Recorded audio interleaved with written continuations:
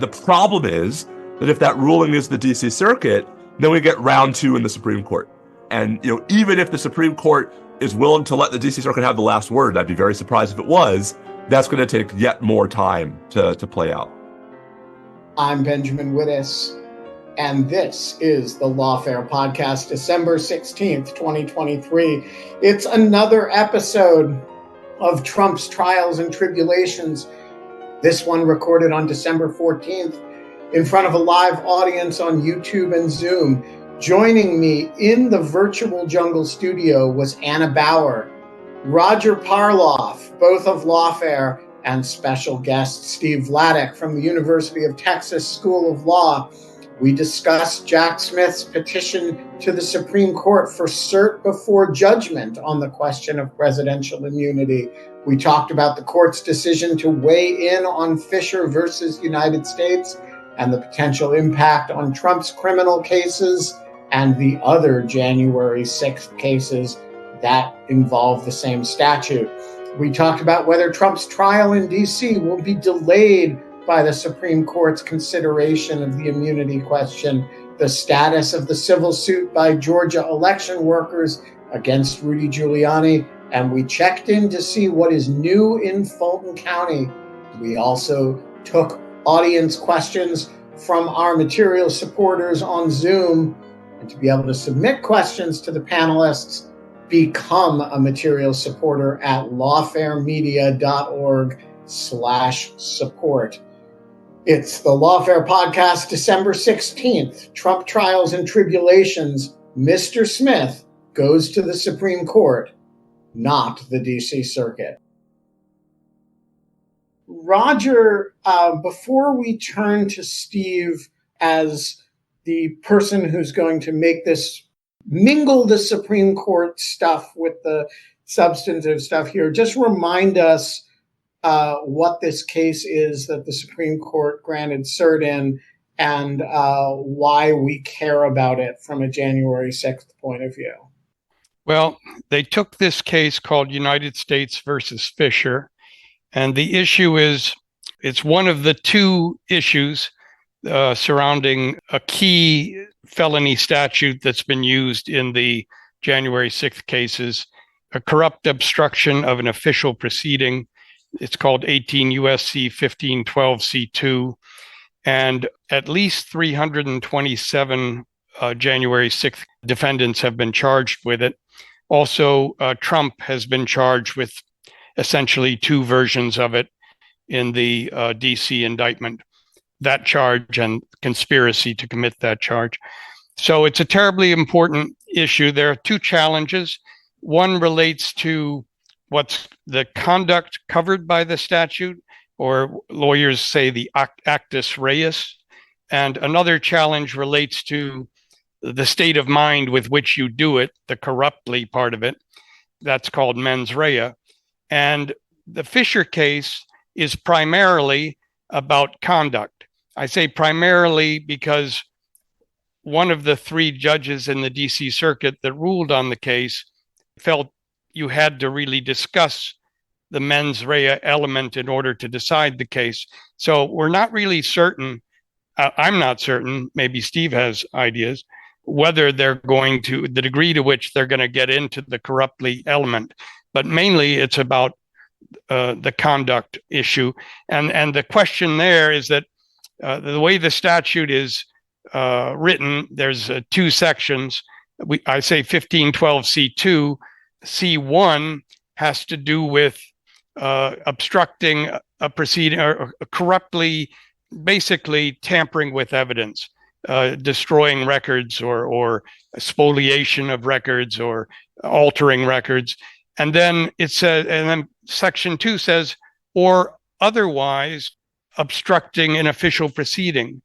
And the question is, the government has interpreted that second clause to mean corruptly obstructing an official proceeding. It doesn't relate to a record or a document or another object. One judge out of 15 in the DC District Court decided that no, that was wrong, and that word otherwise needs to have more meaning. And he interpreted as it's only obstructing an official proceeding by some other method involving tampering with evidence, basically. And that was appealed. The Department of Justice won a very narrow victory. There were 3 different opinions from 3 different judges.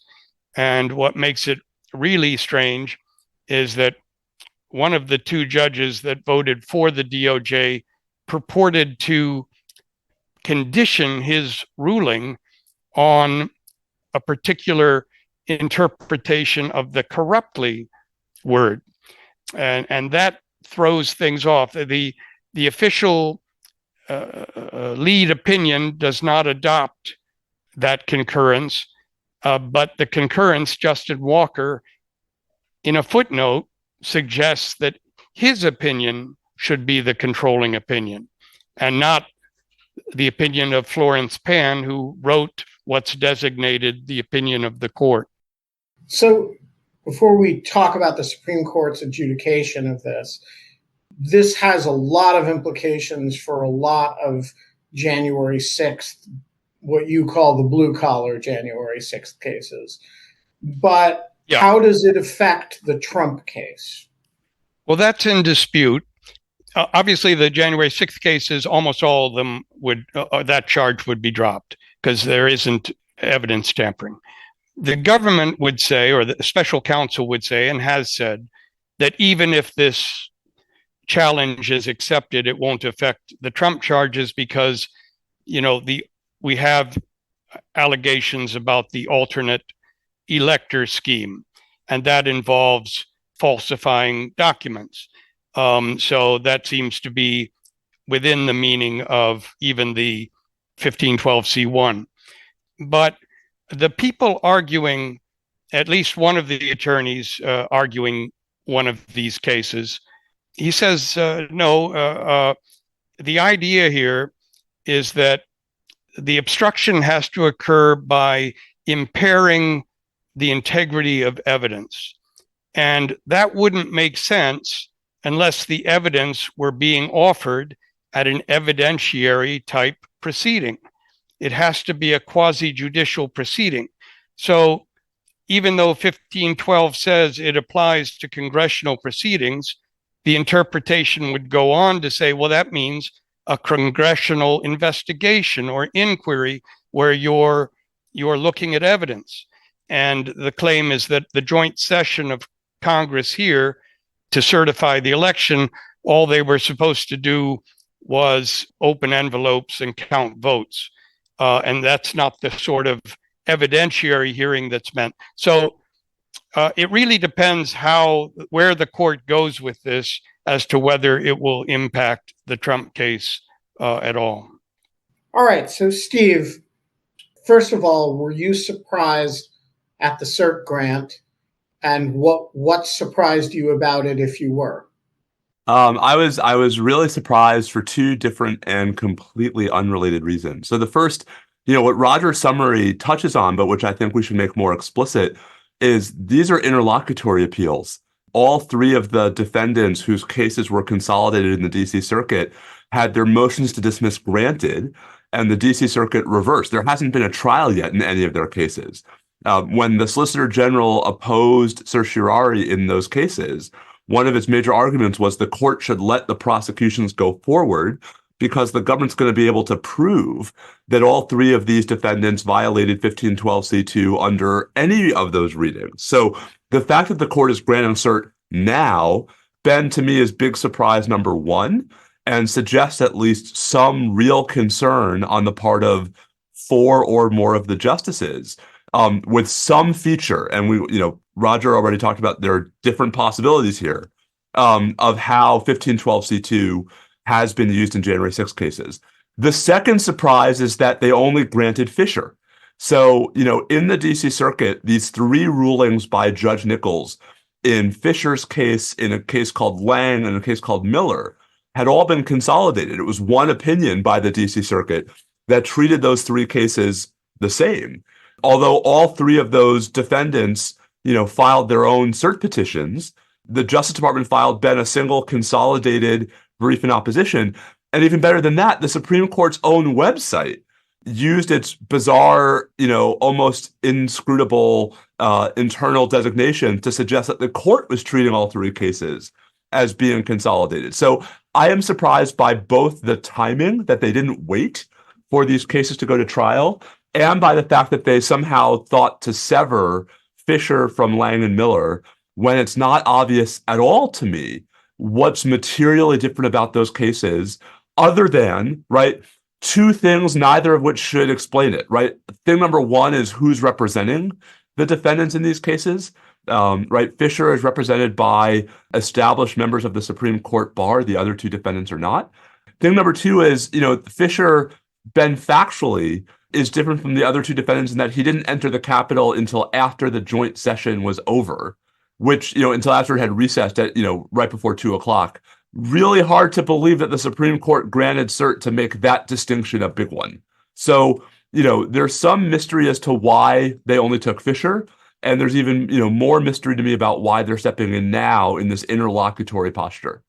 What is your sneaking suspicion as to the explanation here? Is it just one of those head scratchers that we won't know until we see oral argument and figure out who's concerned about what?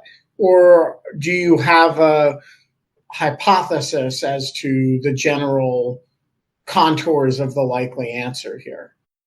I mean, Roger put his finger on it. There really are two structural issues in how the government has used 1512c2 in January 6 prosecutions. One is the mens rea question, which is what does it mean to corruptly obstruct or impede a proceeding? And Judge Walker's concurrence in the D.C. Circuit defined corruptly as one who acts, quote, with an intent to procure an unlawful benefit, either for himself or for some other person. Ben, if that's what the court is worried about, I think that probably doesn't throw that much of a wrench into January 6 cases if they just narrow corruptly a bit, because I think it's actually going to be relatively easy for the government to show. I think the government has shown in many of these cases that the goal of all of this was to benefit President Trump. And third party, if I'm remembering the text right, benefiting a third party corruptly counts, right? That's right. If I do something, if I obstruct something in order to help you become president, that's within scope, right? As long as the benefit's unlawful, which in this case it would be, right? Because it would be a violation of the Electoral Count Act, if nothing else. So if it's just the mens rea, that then the timing is a real mystery, right? Because why is the court, the mens rea has not been a huge problem.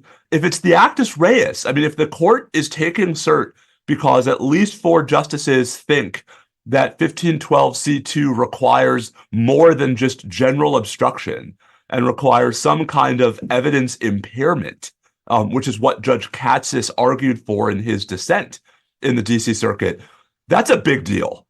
Because, Roger mentioned the numbers. I mean, there are hundreds of January 6 cases that include 1512c2 charges, Ben, where I think under the majority's reading, the statute is satisfied, and under Katsas's reading, it's not. And, I'm one of the folks who thinks it actually is easier to push even the Katsas view against former President Trump, trying to manipulate the slates of electors, the literal physical documents that Congress was considering as part of that official proceeding, seems to me to satisfy even the narrower reading of 1512c2.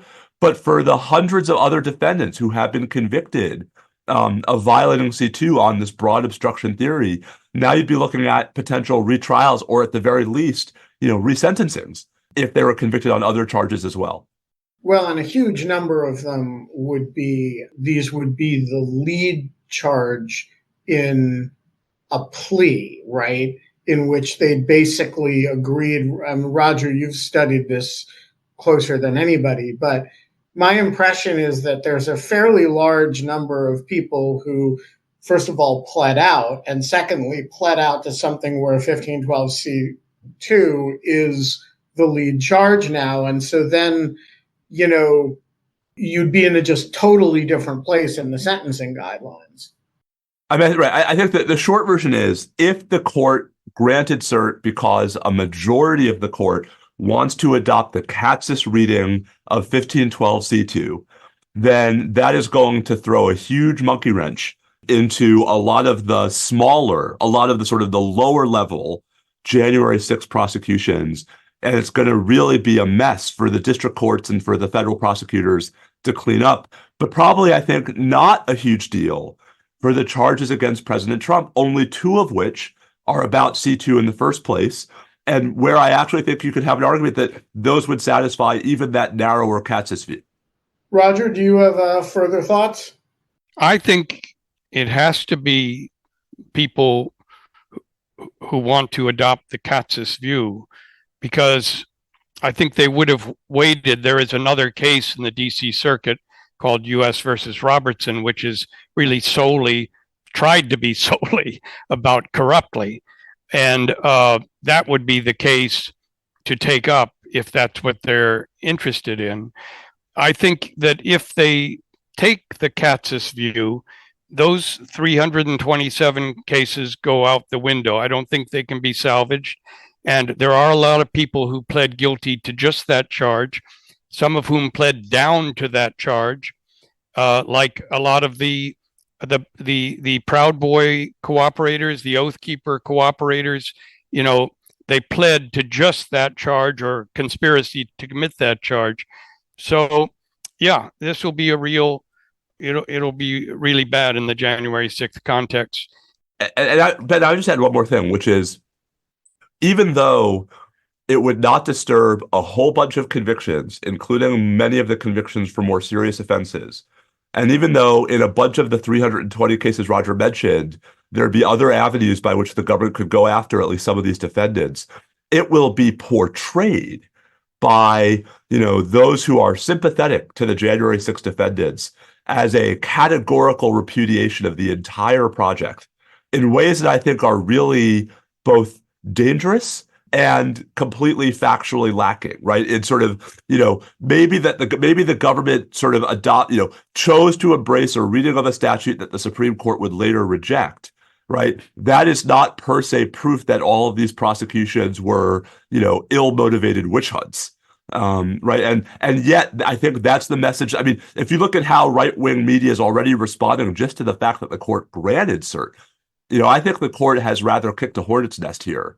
And I'm not sure the extent to which the justices fully appreciate that.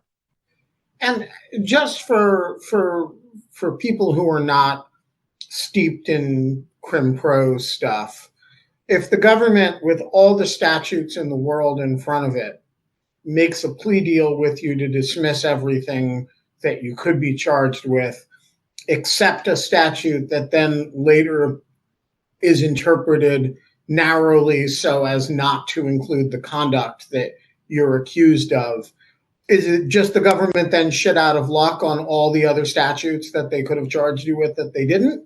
Or does it affect the integrity of the larger deal? Or does it matter how the deal was constructed? I don't know the answer to that question. And what they've typically done is they've charged you with a bunch of crimes, you plead guilty, and then they dismiss the others. I don't know if those are dismissed with prejudice. I assume they were. But I don't know that as a fact, and I haven't come across this fact pattern before. So, I mean, it happens, it does happen. I mean, there's a federal rule of criminal procedure. It's Rule 32. It used to be Rule 32E. It might have been rewritten that does that. The short version is, if a defendant is able to sort of get out from under his plea agreement, then the plea agreement has to be withdrawn. And so, right, so it really comes down to, I don't think this is going to be a situation where the government is somehow precluded by double jeopardy from bringing those charges again. I think it just gets us back to square one, where we're back to sort of the government being in its original position, although now without the specter of the 1512c2 charge. And if you have defendants who are convicted of multiple counts, where 1512c2 is only one of them, right, there's a bunch of case law about what's supposed to happen then. Ben, usually it's just resentencing, where the question is just, would the sentence have been different had he been convicted of 2 charges instead of 3? So, I don't think the reality is not that a decision in favor of Fischer or in favor of the Katsas view of 1512c2 would exonerate however many of the defendants have only 1512c2 charges, but it would be a massive headache because the government would presumably have to go back and bring a bunch of these cases over again, perhaps through other statutes.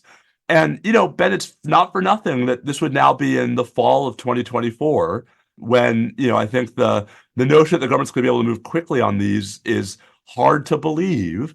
And where by the time those cases actually get to trial or plea deal, it's possible there's a different administration in place.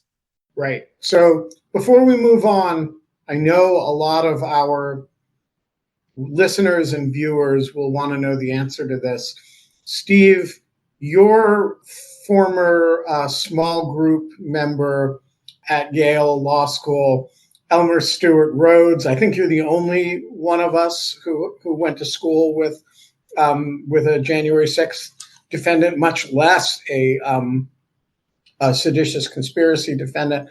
Would he be affected by this case, or is seditious conspiracy, that conviction just blows everything else out of the water? Does he have one of these in his case? So, I was trying to go back and look. I don't remember if there was a C2 conviction among the many other charges that my small group mate was convicted of. But I mean, all that would entail, Ben, is resentencing.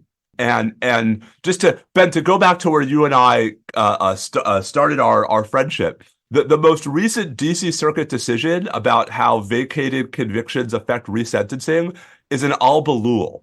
In the context of the military commissions. And just to be clear, the review is fairly deferential. So, I think the worst case scenario for folks who have been convicted of a bunch of things, including offenses more serious than 1512c2, is new sentencing hearings that may result in very similar sentences. The cases where this is going to make a huge difference are the cases where it was only 1512c2. And Roger, how many of those cases are there? Do we know? It's not a huge number. It's true that most will have, assaulted police officers and so on. But there are a number where that's the top charge and the rest are misdemeanors. But I'm more concerned about a lot of people that pled guilty to just this charge. And I don't know exactly, as Steve, I hope Steve's right. But, most of these people did nothing it's not like they challenged. There's only these three people that challenged this statute. So, or that's probably not right, but most people haven't challenged.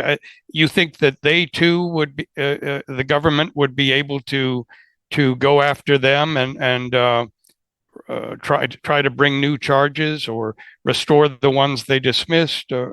I don't know about that. Plus, it's so hard to do it.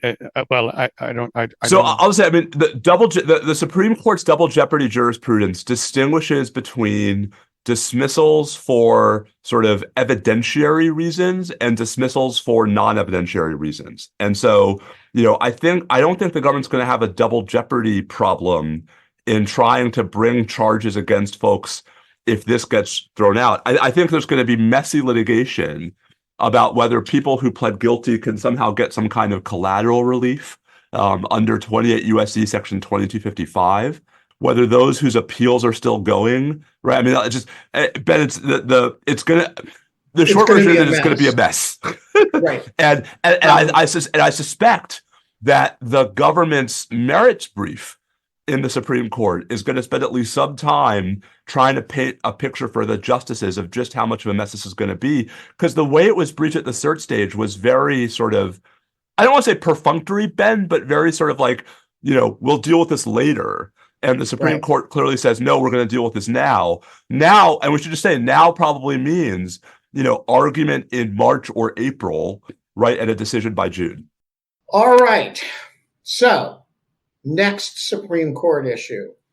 Jack Smith decides, and I was annoyed at myself for not thinking of this on his behalf, to do the kind of jump shift and ask the Supreme Court to tell the DC Circuit that it doesn't really matter very much, which is, not what the DC Circuit ever likes to hear.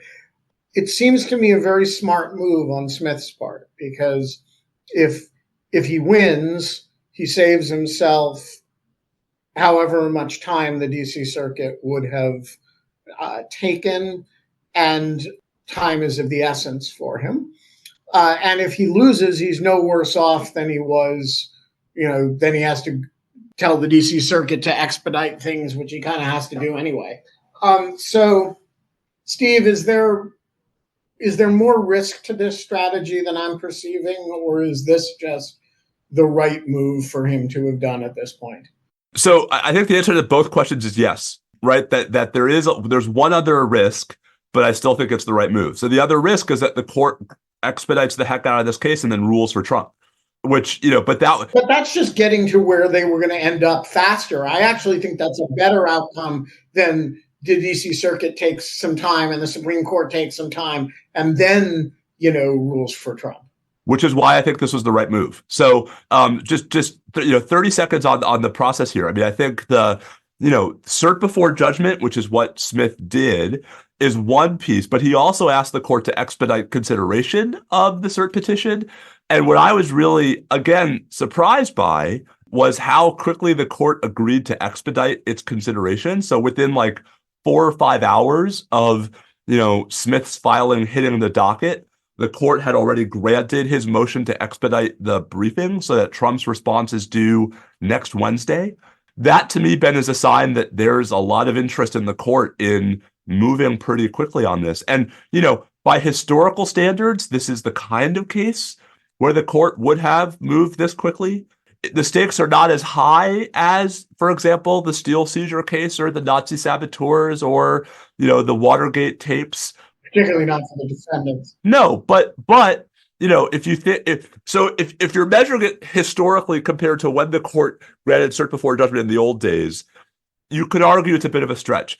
If you look at the last 4 years where the court has granted cert before judgment been 19 times, in cases that look nowhere near as important as this, in cases that weren't even constitutional cases, I think the argument for the court resolving this sooner rather than later becomes pretty hard to reject. And I've been fascinated by the attempts by folks on the right to portray this as some kind of insidious move.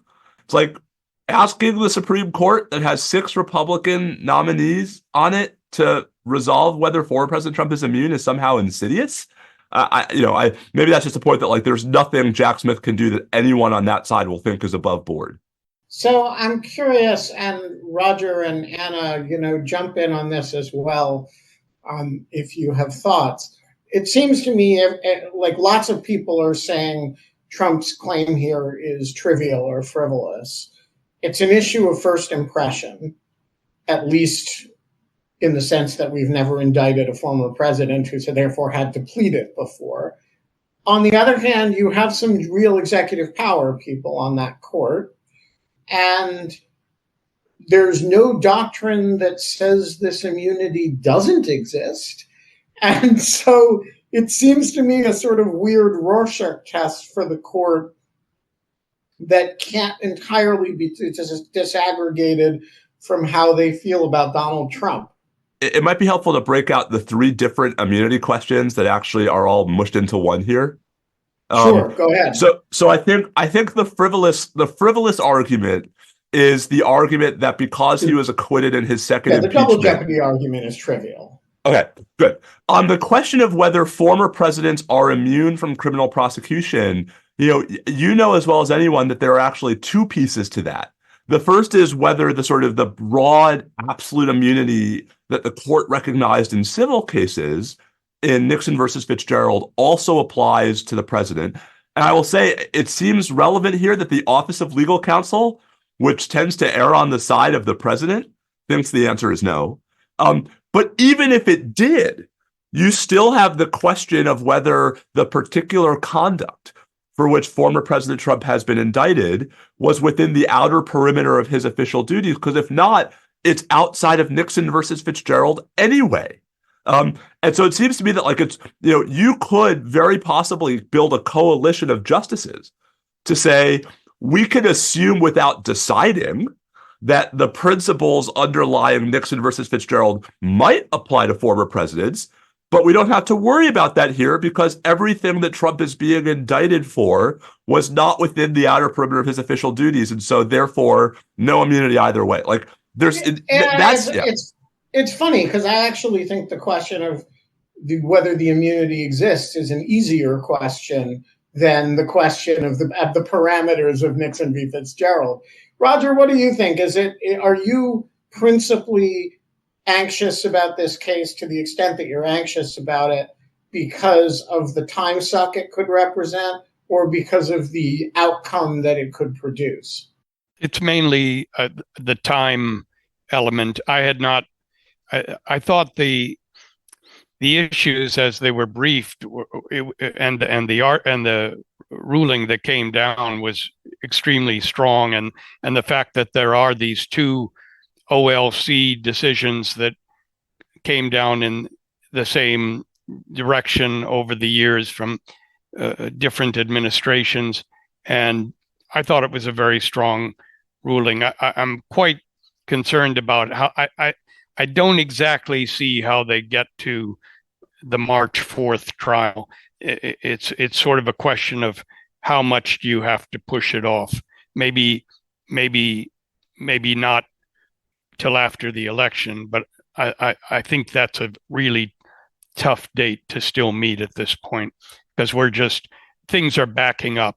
All the motions and that were sort of staggered, and things like jury questionnaires and just all the preliminaries, the motions in limine, the rulings on SEPA Section 6. It's just a lot to get done by March 4th. What do you think, Anna? Are you similarly despairing of the March 4th trial date? Yeah, I don't see any way that the March 4th trial date is still going to happen at this point. The question is just how much it may be delayed.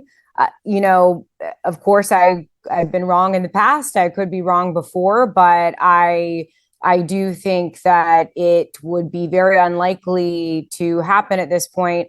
And especially too, I know that Judge Chutkan said that the pretrial deadlines are held in abeyance and that she will reconsider, what to do about the trial date when there's no longer a stay on the case. But I think that any judge is going to be reluctant to, if there's a significant passage of time or even, a few weeks that go by where, there's been no burdens of litigation on the defendant, and to then suddenly expect them to immediately be able to meet all the deadlines that they previously, had been kind of paused.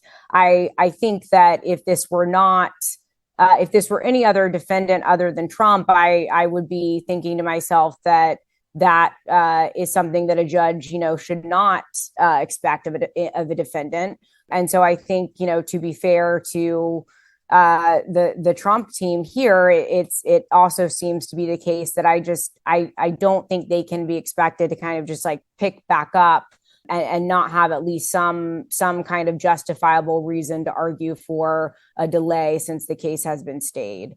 So, just my 2 cents, but I'm really curious. I had to walk away for a second, but Steve, did you say when you thought the earliest that the court would be able to decide if they, do take up this question, and what your estimation would be for the trial date? I didn't, but it's worth playing this out. So I think the Supreme Court has put itself in a position where it will be able to either grant or deny cert before judgment probably by the end of next week, next Friday, if I had to guess. And I don't think the justices would want this hanging over their heads during the holidays. And if they granted cert before judgment and next Thursday or Friday, I think they'd want argument in January. Why move this fast just to slow down on the merits? And so I wouldn't be surprised if they grant cert before judgment, and that's an if we had a January argument and a decision from the court by mid-February. Now, I agree with you that even in that universe, which is the Supreme Court moving at lightning speed or even ludicrous speed, if folks remember Spaceballs, there's no way you get to a March 4th trial date. But you do get a trial date sometime next year, right? And a February decision by the Supreme Court, assuming it doesn't say Trump is immune, in which case the trial date becomes a bit of a moot point. I think probably is enough to have a trial date, in June, maybe July. But that's where the trial lawyers are probably in a better position than I am. The other thing we should throw in here is, it's worth not forgetting the DC Circuit in this conversation. So two things that I think ought to be sort of articulated. The first is the reason why Judge Chutkan had to stop is not because of Jack Smith's filing, it's because of Trump's appeal. So, Trump appealed Judge Chutkan's denial of his motion to dismiss to the DC Circuit. And then that appeal automatically, right, divests the district court of the ability to keep going, at least on issues related to the scope of the appeal.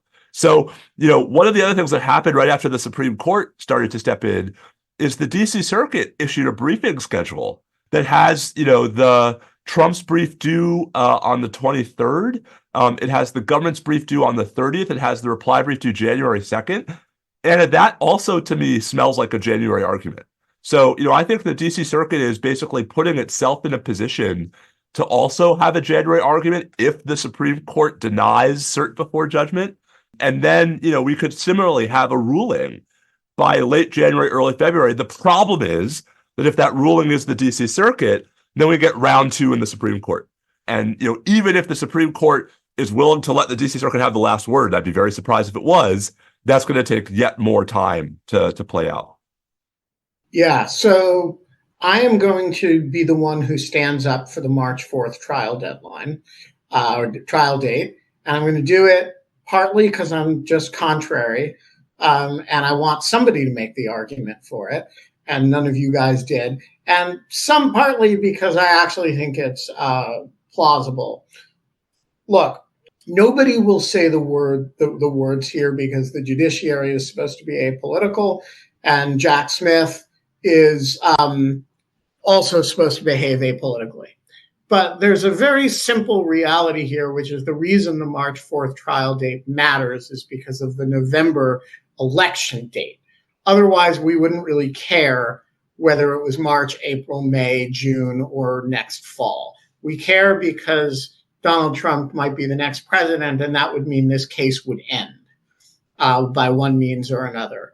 So the Supreme Court's very aware of that, as is everybody else. And these are 9 very sophisticated Washington actors. And I think the argument, forced them, that they're going to want to resolve this in a way that they do not get blamed for this getting pushed back until after the election. No one will ever mention November as a real date. No one's ever going to mention it as a factor. It's a factor. And so I think whatever they're going to do very quickly. All right, let us move on to everybody's favorite appeals court, the 11th Circuit. And the 11th Circuit has a big oral argument tomorrow. It's in the Fulton County case. Anna, remind us what is going on and why the 11th Circuit is meeting tomorrow to hear oral arguments. Right. So the oral arguments tomorrow before the 11th Circuit panel are on Mark Meadows' ongoing quest to remove his Fulton County criminal charges to federal court from state court to federal court. Judge Steve Jones in the Northern District of Georgia already heard argument on that motion previously and denied Meadows' request to move his case to federal court.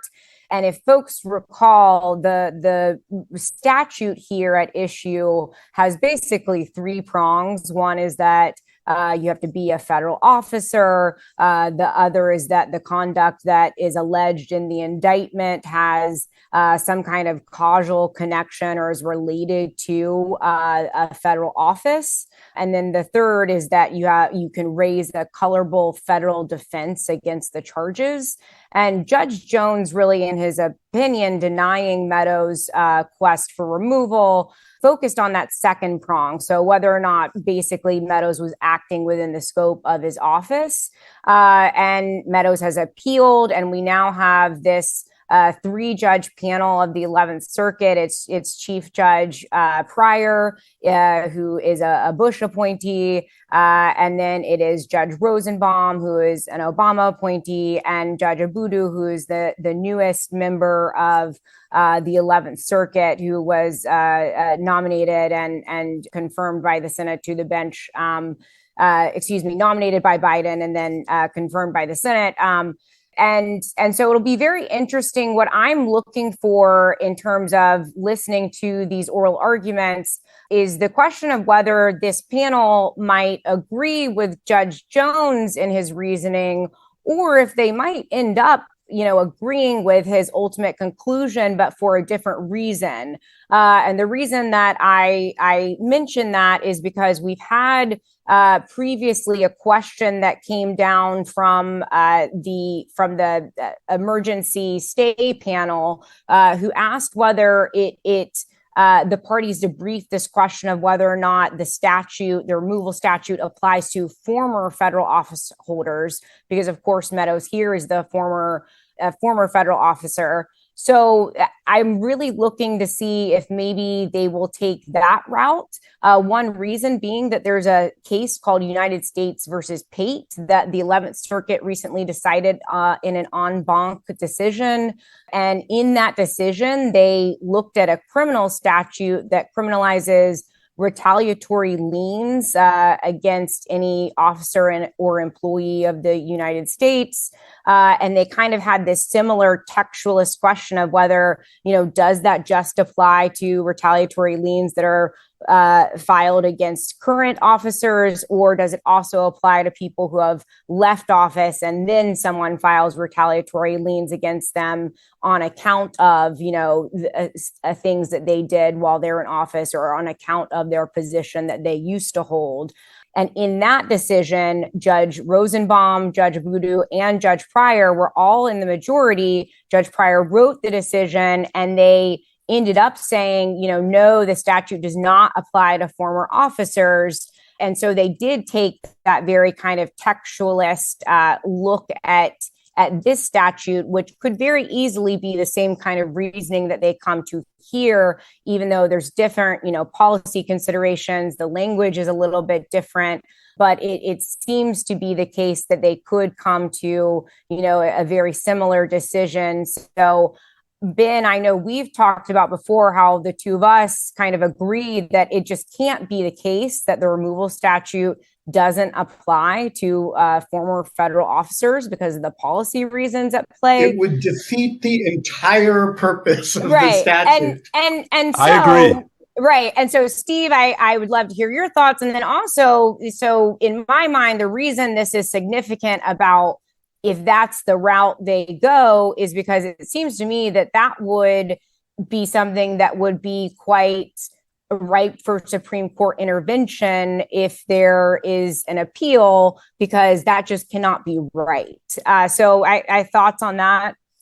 Yeah, I mean, I've said this all along, although gotten into more trouble than I thought I would, that has to be right. That, the federal officer removal statute was expanded after the Civil War to prevent states from harassing the federal government by going after its officers. It would make no sense to allow states to harass former federal officers and deny them the same protection. And to me, everything turns on the more sort of, are you being tried because of official federal government acts question? And, again, here, I think Meadows is actually almost a unicorn, because Meadows has the strongest argument that all of the, backroom manipulative stuff he was doing was part of his job, because his job was basically to do Trump's bidding, as opposed to cabinet secretaries or other government officers who have more clearly defined duties. Yeah, so I agree with you that Meadows has the strongest case. He also has the only plausible case. Like a whole bunch of the others are like, I get removal because I'm a fake elector, and in my capacity as a fake elector, which, by the way, if you were a real elector, that's not a federal office either. No, but you have to admire the chutzpah of it. Oh, I love it so very much.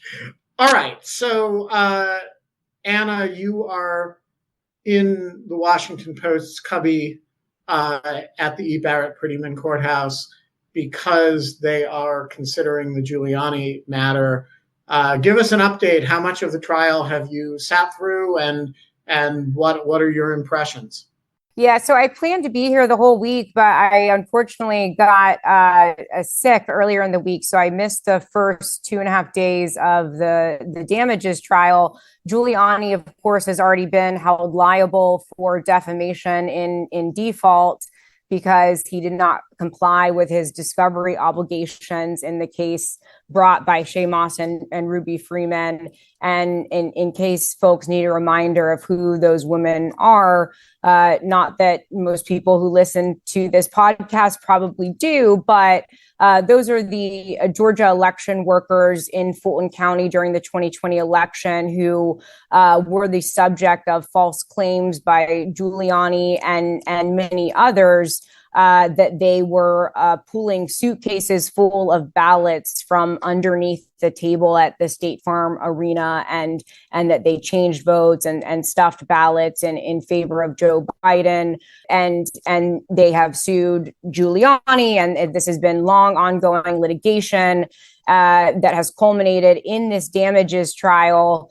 During the course of the week, Shaye Moss testified about the impact that Giuliani's false statements had on her and her life. I missed that testimony, but I have heard from those who were here to watch it that it was a very impactful testimony and very moving at times. I was here to watch Ruby Freeman's testimony yesterday, which was similarly tearful and moving. Someone has a question, I believe, in the Q&A, so maybe I'll just go ahead and mention it now because it kind of relates. Auntie, do you want to go ahead and ask that question so that I can discuss a little bit? Yeah. So how dramatic an impact do you think video and other recordings have been in the defamation trial? And do you think it's likely that the jury will send a message? Thanks. Yeah, so thanks for bringing this up. The reason I wanted you to ask it now because I think that it's a really good point, and it's something I've been thinking about as I've been watching Ruby Freeman testify. Giuliani was supposed to testify today, but he did not end up doing so. But one of the things that was kind of the most emotionally really affecting moments of yesterday was seeing in the exhibits, which people are not able to see through the written reporting on the case, but we were able to see in the media room, in the courtroom. But you see these exhibits of the dozens of hateful emails and death threats that Ruby Freeman and Shaye Moss received. You listen to the voicemails that they received that are racist, that are threatening them with things that are just unspeakable. Yeah, just to be clear, these are not garden variety, racist taunts. These are like, please commit suicide so you can spare us the ammunition. We're going to hang you from the Capitol dome, and I want to be close enough to hear your neck snap. I mean, this is, the real deal. Yeah, it's thing, and I don't want to go into it too much, but people can go and read the on Twitter. I was posting some of it yesterday, but it's really awful, grotesque stuff that it makes you, because I think with January 6 cases and the Trump cases in general, people tend to talk about them as the victims are democracy itself, which is true, but there are also real human victims, and these women, seeing them testify, it was already something that I knew, that their lives were torn apart by what happened to them during the 2020 election. But it was something that you really kind of see the gravity of it, and you really kind of just, it's tough to listen to. I know that it was from the way that they were presenting on the stand, it with crying. It was very hard for them to get through testimony. I know that it was very difficult for them, and so you just really put the kind of human face to the harm of what happened during the 2020 election, and it gave also a preview of these are folks who are expected to be witnesses and very important witnesses in the upcoming Fulton County case. A lot of those charges relate to pressure campaigns against Ruby Freeman. In fact, today, one of the individuals who is charged with that alleged pressure campaign against Ruby Freeman showed up to watch the trial. That's Harrison Floyd, who's one of Trump's co-defendants in Fulton County. So it really has been an interesting experience, and there's not a whole lot of new information, but it's something that I think that in the Fulton County case, I feel I'm very glad that there is live streaming and public access to that, because in federal court, it's seeing that video and hearing that audio and listening to that testimony. It's something that I think reporting it out through the written word just doesn't really do justice to. And in terms of whether or not the jury will send a message, sorry, I want to move on, but I don't know. I was not here when the expert witness testified about, the damages, the reputational harm.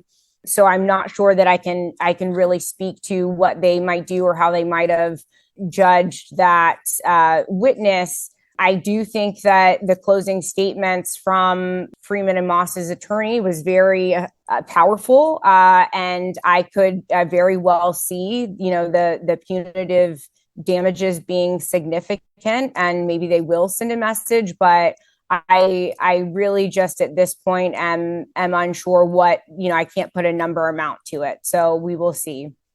All right. We are going to go to audience questions, folks. Richard Wattenbarger, the floor is yours. I guess I picked a good day since Steve Vladek's here, so maybe this is in his wheelhouse. But I've seen some discussion that the Supreme Court's rulings on the use of executive power has been inconsistent between the Trump and Biden administrations. And one thing I have in mind are the case such as the student loan forgiveness one. So I realize there's a point in which one ends up comparing apples and oranges as far as the actual cases that come before the court are concerned. Are these concerns about the court's consistency warranted? And should that raise additional concerns with respect to any Trump cases that the court will rule on? Steve, why don't you take a first crack at that? So I think it might be helpful to focus on three different categories of cases. So on sort of pure constitutional executive power cases, I actually think the court has been fairly consistent. The court likes executive power, and especially likes presidential power. And that's been true really for most of the last 10 years, but especially since Justice Kavanaugh was confirmed in 2018. There aren't that many of those cases, and they tend to show up in sort of nerdy spaces like firing patent judges. But at least there, I think the court has been pretty consistent. The second category of cases is executive branch policies and whether they're authorized by the underlying statutes. So that's like the student loan cases. That's a bunch of immigration cases. And I think there probably is at least something to the charge that the court has been more skeptical of Biden administration arguments about what statutes like the HEROES Act authorize than it was about Trump administration arguments in cases like the travel ban case. Some of that, though, might also reflect that the court is hardening around a new doctrine, the major questions doctrine, that should disempower administrative agencies across any administration, and that really hadn't happened until very, very, very late in the Trump administration. So yes, I think there's inconsistency there. The third category of cases are cases about Trump himself. And, one of the things that I think we don't talk about enough is that Trump's actual track record before the Supreme Court in cases about him is terrible. Not good. Right. And the court has actually, I think to its credit, really resisted the temptation to side with Trump in, for example, the subpoena cases, in Meadows, in the NARA documents dispute last January. I mean, there isn't any one of those cases where Trump has won. And so I think, where the court is being inconsistent is when it comes to executive branch policies. But when it comes to constitutional questions of executive power or, personal misconduct by Trump, the court's actually been consistent. And at least in the latter category, I have problems with the former. To my mind, pretty good. All right. Jeff asks, if Trump gets convicted in his January 6th trial before the election, will that cause a flood of 14th Amendment challenges to him being on the ballot? I will take a crack at this and see if any of you disagree with me. The 14th Amendment, Section 3, does not specify that the threshold for disqualification is conviction of the crime of insurrection or a crime involving a fact pattern of insurrection. The threshold is, did you take the oath and did you engage in insurrection? That's more of an empirical question. And so I don't think, honestly, that it should turn on whether he's convicted. Whether it might, because the argument that he did engage is way more powerful if a jury of his peers has convicted him of it. I don't know. My guess is the Supreme Court is going to have something to say about the meaning of Section 3 that will maybe carry us through that. But God, I hope not. It's certainly possible that the case for it will look a whole lot better if he's convicted. What do you guys think? Can I just say two quick things, and then I'd love to hear Roger and Anna's thoughts? Yeah. So really quickly, first, I mean, it's worth remembering that there are criminal statutes where one of the consequences of conviction is automatic disqualification, and none of those statutes are in the indictment against former President Trump. So, you'd have a pretty good argument actually in the other direction that these are not the kinds of criminal statutes that bring with them automatic disqualification. The second point is more atmospheric, but, at contra the Supreme Court's apparent interest in the immunity question and its apparent interest in the 1512C2 question, I don't think the court wants anything to do with the Section 3 question. So you think they'll just let him be knocked off the ballot? I think they're hoping against hope that no state court actually keeps him off the ballot. They'll have to take it up if someone does. Right.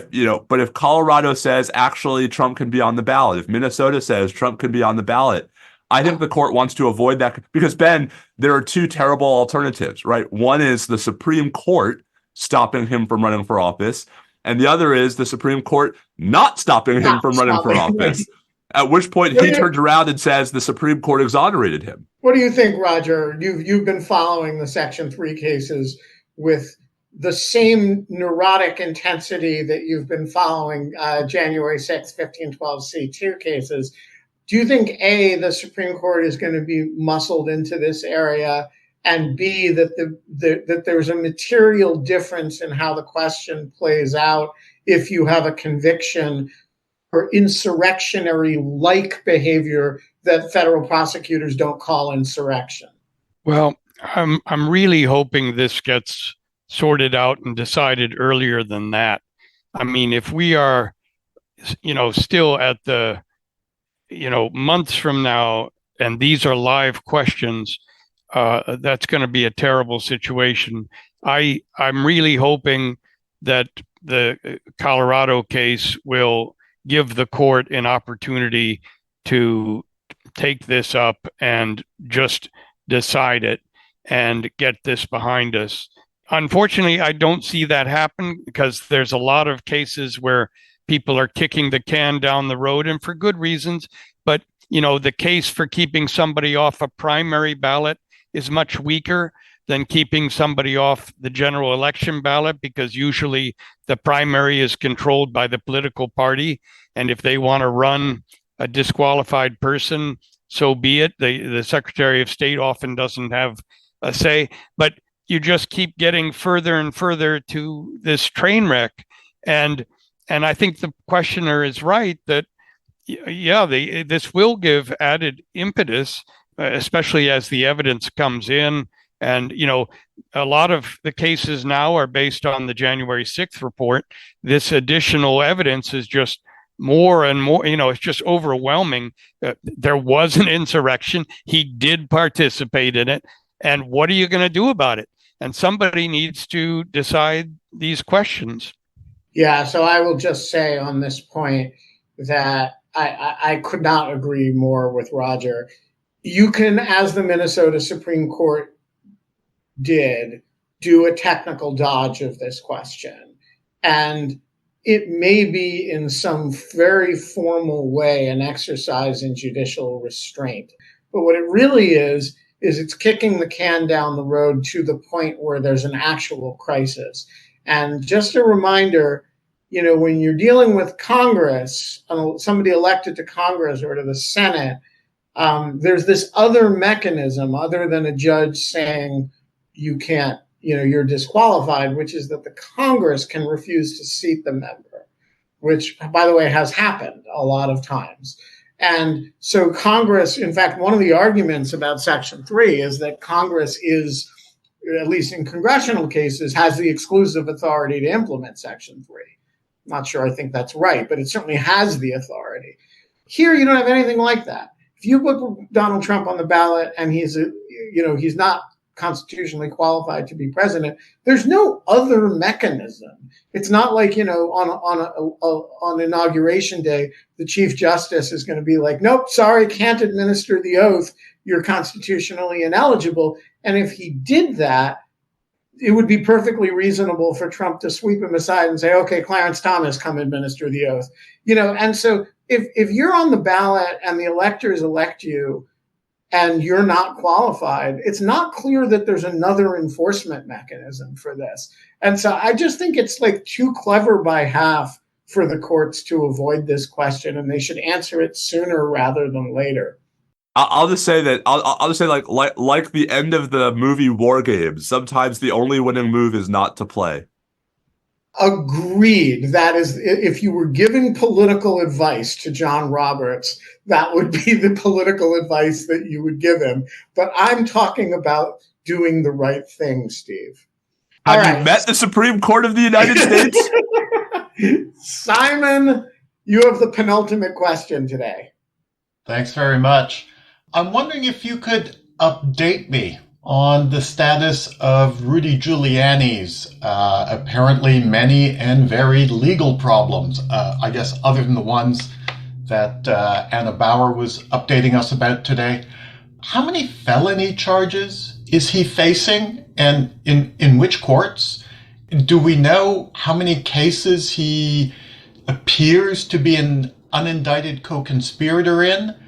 And what about the various disciplinary proceedings and civil suits that he's involved in? I'm trying to wrap my head around what that man's world looks like right now. Thank you. Yep. So I can give you a little bit of a rundown. Anna, I'm going to miss stuff, so, chime in. He's got a bunch of felony counts in Fulton County, Georgia. He is named as an unindicted co-conspirator in the federal case against Trump. And as all of the unindicted co-conspirators in that case, he remains unindicted. Not clear to me that he will remain unindicted. I think there's some point at which the unindicted co-conspirators are going to likely be indicted. At least that's my instinct. He has bar disciplinary proceedings in New York and in Washington. And he has a variety of civil suits, including the one we discussed today. Those are the matters that are coming to my mind. Anna, do you have more Rudy woes that I'm not thinking of? No, I think that you pretty much covered it. You said bar proceedings, that there's a decision pending in DC about, because his license is suspended, but there hasn't been a determination as to his disbarment, as I understand it. DC and New York also, I think. Yeah. All right, Joyce. I'm looking forward to next week's argument where Trump's team is going to twist themselves into a pretzel to explain to the Supreme Court why they don't want to take up the immunity claim on his behalf. And I'm wondering if Smith will ever put it out there on the public record that if Trump truly believes that all this is a witch hunt and that he's an innocent victim of a purely political prosecution, why wouldn't he want his day in court as quickly as possible so he could prove his innocence? Steve, do you want to wrap us up with this one?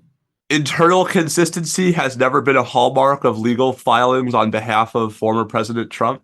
But I will just say, I am not only looking forward to reading President Trump's brief in opposition, I am really looking forward to reading Jack Smith's reply.